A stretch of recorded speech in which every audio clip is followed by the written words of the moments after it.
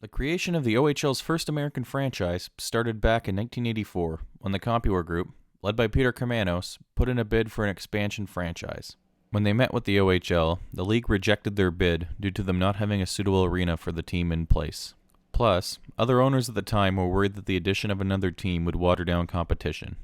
Not long after the rejection, the Compuware Group purchased the Windsor Spitfires, but under the stipulation that they would keep the team in Windsor. After 5 years of owning the Spitfires, the group sold the team and went all out on their second attempt to bring the OHL to Detroit. They first tried for an expansion team that would start play in the 1989-90 season. The group thought they had a deal in place to play at Cobo Arena, but according to Compuware officials, Olympia Arenas Inc. reneged on the deal. After they failed to reach an agreement to play at the Palace of Auburn Hills, they would have to look at relocating an existing team since that would give them more time to find a suitable arena. Their next attempt was to purchase and relocate the Sioux Greyhounds, but the move was blocked after a group from the Sioux was able to raise enough money to purchase the team from Phil Esposito. On December 11, 1989, the Compuware Group was finally awarded a franchise that would play in Detroit, starting in the fall of 1990. The chairman of the Board of Governors, Robert Vaughn, said that the new team should help the league gain media attention in the United States and attract more American players to the league. Team governor Jim Rutherford said that the plan to make the team stand out in the sports-crowded Detroit market was to target hockey fans who can't afford the cost of Red Wings tickets. Another thing that helped the team, both on and off the ice, was selecting local star and Detroit Compuware product Pat Peake with the first overall pick in the 1990 OHL draft. The team had a solid foundation both on and off the ice going into the team's first season. Off the ice, they worked hard to attract fans and were able to sell 1,000 season tickets before playing their first game. While on the ice, multiple sports writers around the league suggested that they shouldn't be taken lightly by expansion team standards, since they had 12 players with prior OHL experience on their roster and had a respectable 4-2 record in the preseason.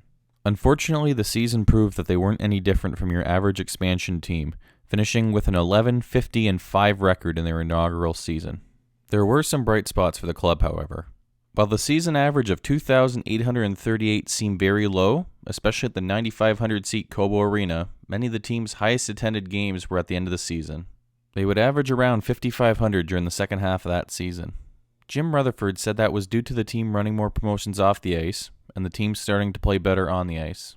Pat Peake put up an impressive 90-point rookie season to lead the team in scoring. Plus, with the lackluster season that the team put up, they were able to draft Todd Harvey with the first overall pick during the offseason. Only 10 days before the start of the 1991-92 season, the Ambassadors announced that they would move from Cobo Arena to Joe Louis Arena, which was located on the other side of Cobo Hall. The move was made so that Olympia Arenas Inc. only had to worry about maintaining one set of ice rather than two. The move may have also been done to try and get the CHL to consider selecting them to host the Memorial Cup sometime in the near future. With the busy schedule of the arena, 4 of the team's home games were moved to the 1,500-seat Oak Park Ice Arena, which at the time was being used as their practice facility. When you look at things on the surface, the Detroit Compuware Ambassadors seemed like a very stable organization during this time. Management was taking their time in building the team to ensure they'd have long-term success, rather than just going for a few extra wins in the first couple of seasons. The ownership group had a lot of money to put towards the team, which allowed them the opportunity to be patient while the team grew on the ice. It was uncertain how popular major junior hockey would be in Detroit until they had some winning teams, but things were looking promising. They finished second in the OHL in total attendance that season, which was a sign that fans were interested. The only problem was, many of the fans who did attend either got in for free or paid very little to be there. To try and fill the much larger venue, the team ran several promotions that lowered ticket prices to get fans into the building.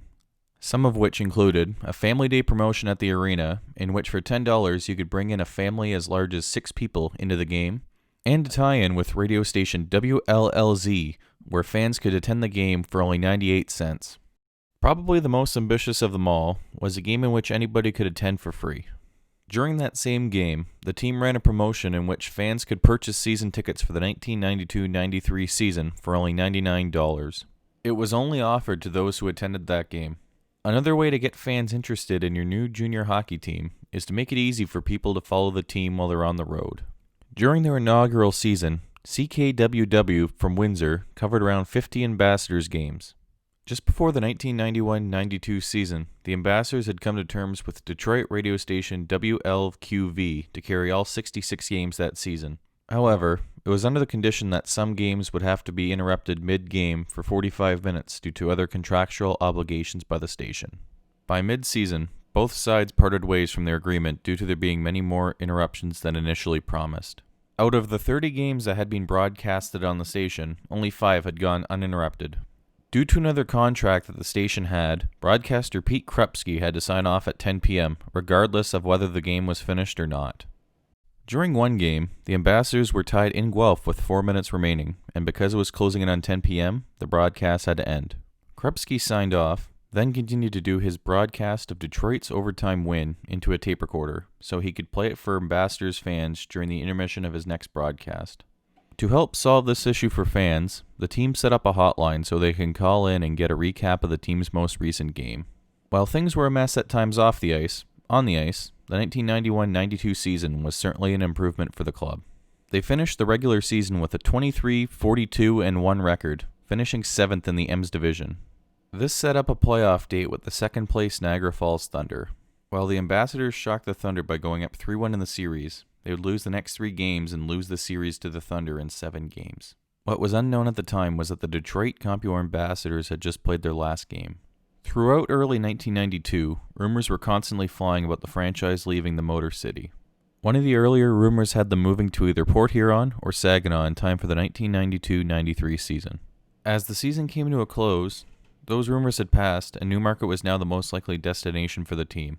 They even went as far as moving one of their Oak Park Arena home games there, just so they could test out the market and recoup some of the money they had lost in Detroit, which had been a lot.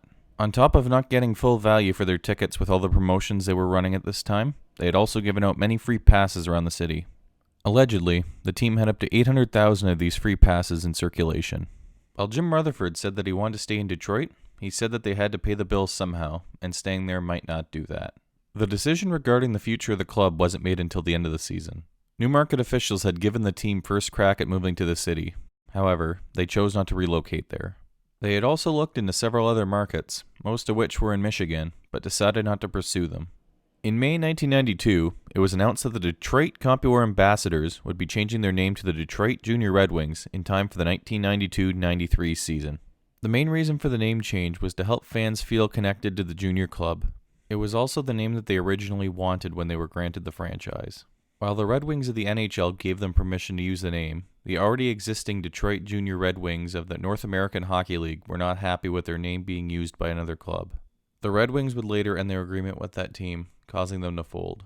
While the Detroit Compuware Ambassadors overall had a very lackluster and sometimes unfortunate 2 seasons, there were multiple reasons why they should be remembered more fondly than they are today.